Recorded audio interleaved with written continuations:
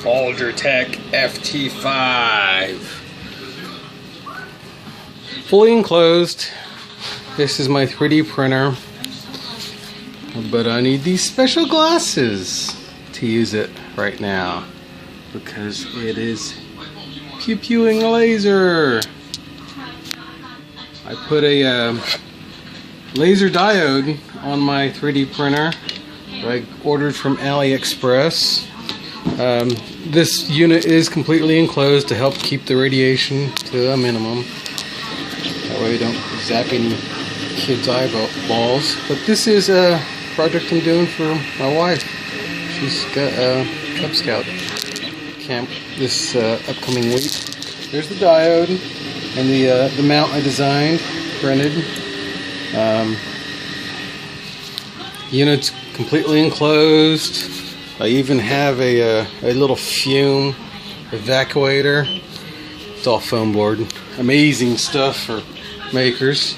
Quickly fabricate, you know, a laser protector for young eyes, as well as the create the little pathway for the ductwork. A few things I learned on this project is, one, not enough people write up complete instructions on this. I'm using the diode and Repetier host to do and control the printer to it's basically the laser's hooked up to the fan, and this is telling the fan to come on and go off, and that powers the laser on and off. What I use to create the pathway or the G-code is Inkscape, as well as the JTech Photonics laser tool.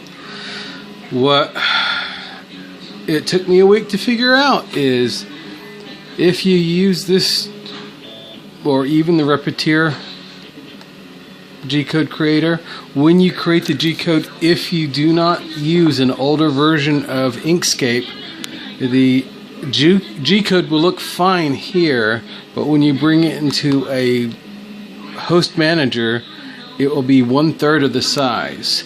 And that is because the new Inkscape, they've changed the DPI settings, so nothing's sized correctly. So you have to use an older version of Inkscape. Also, using this plug-in to create the G-code puts in a lot of commands that my printer doesn't know, primarily G2 and G3. So I use Notepad Plus to replace all the G1 or the G2 and G3s with G1. And the G1 command's basically the move command. So when I replace this and save the file, it will function in the printer natively. So that's about it. Now this diode is $35 from AliExpress. I've seen them anywhere cheaper. This one's a 500 milliwatt, so it's enough to make these nice little leather etched things. And I've cut paper with them as well, playing with different settings here. I've also cut this foam board. It's really lightweight stuff, but you could get a bigger diode. I think the largest I found was a 7-watt diode. It has a fixed focus, and of course requires more power to etch, but it can actually etch and engrave soft metals, as well as cut some woods and some thicker stuff that mine won't. Anyhow, this is just a little project. If there's enough interest, I might make a YouTube video of how I've done everything. But it's a multifunction tool now.